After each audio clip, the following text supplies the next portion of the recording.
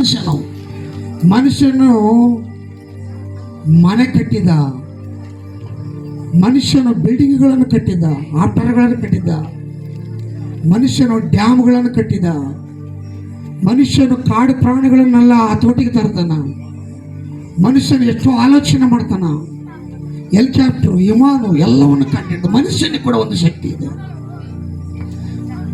ಈ ದೇವರು ಉಂಟು ಮಾಡಿದಂಥ ಪ್ರತಿಯೊಂದು ವಸ್ತುಗಳಿಗೆ, ಪ್ರತಿಯೊಬ್ಬ ಮನುಷ್ಯನಿಗೆ, ಪ್ರತಿಯೊಂದು ಸೃಷ್ಟಿಗೆ ಒಂದೊಂದು ಶಕ್ತಿ ಇದೆ.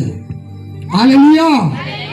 ಆದ್ರೆ ಇದನ್ನು ಅದ್ಭುತ ಸ್ವರೂಪನಿದಾನಲ್ಲ, ಇದನಿಗೆ ಇನ್ನೂ ಶಕ್ತಿ ಇದೆ. ಚಪ್ಪಳಕಟ. ಹಲ್ಲೆಲೂಯಾ. ಇನ್ನೂ ಶಕ್ತಿ ಇದೆ. ಈ ಪ್ರಪಂಚದಲ್ಲಿರುವಂತ ಯಾವ ಸೃಷ್ಟಿ ಕೂಡ ಶಕ್ತಿ ಇದೆ. ಪ್ರಪಂಚದಲ್ಲಿ ಎಲ್ಲದಕ್ಕೂ ಶಕ್ತಿ ಇದೆ. ಯಾವ ಸೃಷ್ಟಿ ಎಂಬ ಶಕ್ತಿ ನಮ್ಮನ್ನು ಮಾರ್ಪಡಿಸಲಿಲ್ಲ. ಆ ಪರಮಾತ್ಮನೇ ಆತನು ಈ ದಿನ ಇವತ್ತು ನಮಗೋಸ್ಕರ ಆತನು ಹೇಳಿದ್ದು ಬಂತನು. ಹಲ್ಲೆಲೂಯಾ. ಆತನು ಮಾನವನನ್ನು ರಕ್ಷಣೆ ಮಾಡೋದಕ್ಕೋಸ್ಕರ ಯೇಸು ಕ್ರಿಸ್ತನ ಅದ್ಭುತ ಸ್ವರೂಪನು ಆತನು ಇಳಿದು ಬಂತನು. ಆತನಿಗೆ ಇನ್ನೂ ಶಕ್ತಿ ಇದೆ ಪ್ರಿಯರೇ. ಒಬ್ಬ ಮನುಷ್ಯನಿಗೆ ಶಕ್ತಿ ಇರೋದಾದ್ರೆ, ಪ್ರಕೃತಿಗೆ ಸೃಷ್ಟಿಗೆ ಶಕ್ತಿ ಇರೋದಾದ್ರೆ, ದೇವರಿಗೆ ಬಹಳ ಶಕ್ತಿ ಇದೆ. ಮನೆ ಏರ್ ಕ್ರಾಕ್ ಬಂದ್ರೆ, ಮನೆ ಬಿದ್ದು ಹೋದ್ರೆ ಮನೆ ಕಟ್ಟೋದಕ್ಕೂ ಜ್ಞಾನ ದೇವರು ಕೊಟ್ಟಿದ್ದಾನೆ. ಹಲ್ಲೆಲೂಯಾ. ಹಸುವಿಗೆ ಆರಾಮಿಲ್ಲ ಅಂದ್ರೆ ಡಾಕ್ಟರ್ಗಳಾಗಿ ಮೆಡಿಸಿನ್ ಕಂಡುಹಿಡಲಿಕ್ಕೆ ಒಬ್ಬ ಮನುಷ್ಯನಿಗೆ ಜ್ಞಾನ ಕೊಟ್ಟಿದ್ದಾನ. ಎಲ್ಲವನ್ನ, ಒಂದು ಗಾಡಿ, ಬೈಕು, ಸ್ಪೀಕರು ಎಲ್ಲದನ್ನ ಸರಿ ಮಾಡೋದಕ್ಕೆ ಮನುಷ್ಯನಿಗೆ ಜ್ಞಾನ ಕೊಟ್ಟಿದ್ದಾನೆ. ಆದರೆ ಮನುಷ್ಯನ ಸರಿ ಮಾಡುವುದಕ್ಕೋ,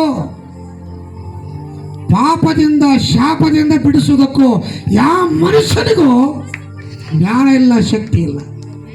ಯಾಕಂದ್ರೆ ದೇವರು ವಾಕ್ಯ ಹೇಳಿದ ಎಲ್ಲರೂ ಪಾಪ ಮಾಡಿ ದೇವರ ಮಹಿಮೆಯನ್ನು ಹೊಂದಿದ ಹೋಗಿದ್ದಾರೆ. ಒಬ್ಬರು ಕೂಡ ಈ ಭೂಮಿಯಲ್ಲಿ ನೀತಿವಂತನಿಲ್ಲ. ಒಬ್ರು ಏನಾದ್ರೂ ನೀತಿವಂತರಿದ್ರೆ ಇನ್ನೊಬ್ಬರು ನೀತಿವಂತನಾಗಿ ಮಾಡ್ತಾರೆ. ಹಲ್ಲೆಲೂಯಾ. ಒಬ್ರು ಏನಾದ್ರೂ ನೀತಿವಂತರಾದ್ರೆ ಇನ್ನೊಬ್ರು ನೀತಿವಂತರಾಗಿ ಮಾಡ್ತಾರೆ. ಒಬ್ರು ಕೂಡ ನೀತಿವಂತರಾಗಲಿಲ್ಲ. ಹಲ್ಲೆಲೂಯಾ. ಒಬ್ಬರು ಕೂಡ ನೀತಿವಂತರಿಲ್ಲ. ಈಗ ದೇವರೊಬ್ಬನೇ ನೀತಿವಂತನು. ಆತನ ಇಲ್ಲಿಲ್ಲ, ಪರಲೋಕದಲ್ಲಿದ್ದಾನ. ಅದಕ್ಕೆ ಆತನು ಮನುಷ್ಯನಾಗಿ ಲೋಕಕ್ಕೆ ಬಂದನು. ಚಪ್ಪಾಳೆ ತಟ್ಟಣ. ಹಲ್ಲೆಲೂಯಾ. ಮನುಷ್ಯನಾಗಿ ಆತನು ಬಂದನು. ಪ್ರೀತಿಯುಳ್ಳವರ ಮಕ್ಕಳೇ, ಆತನು ದೇವರಾಗಿ ಬಂದರೆ ಆತನ ಮಹಿಮೆಗೆ, ಆತನ ಪ್ರಭಾವಕ್ಕೆ, ಆತನ ಅಭಿಷೇಕಕ್ಕೆ, ಆತನ ಶಕ್ತಿನ ತಟ್ಕೊಳ್ಳೋದಾಗೋದಿಲ್ಲ. ಸೂರ್ಯನ ಬಿಸಿಲಿಗೆ ತಟ್ಕೊಳ್ಳೋದಕ್ಕಾಗೋದಿಲ್ಲ. ಬೆಂಕಿ ಬಂದರೆ ತಟ್ಕೊಳ್ಳೋದಕ್ಕಾಗೋದಿಲ್ಲ. ನೀರು ನಮ್ಮ ಮೇಲೆ ಬಂದರೆ ತಟ್ಕೊಳ್ಳೋದಕ್ಕಾಗೋದಿಲ್ಲ. ಪ್ರಾಣಿಗಳು ಬಂದರೆ ನಮ್ಮ ಕೈಯಲ್ಲಿ ತಟ್ಕೊಳ್ಳೋದಕ್ಕಾಗೋದಿಲ್ಲ. ಇನ್ನು ದೇವರು ಬಂದರೆ ದೇವ್ರ ಮುಂದೆ ನಾವು ತಟ್ಕೊಳ್ಳೋಕ್ಕಾಗೋದಿಲ್ಲ. ಅದಕ್ಕೆ ಆತನು ಮಾನವನ ರೂಪದಲ್ಲಿ ಬಂತನು. ಹಲ್ಲೆಲೂಯಾ.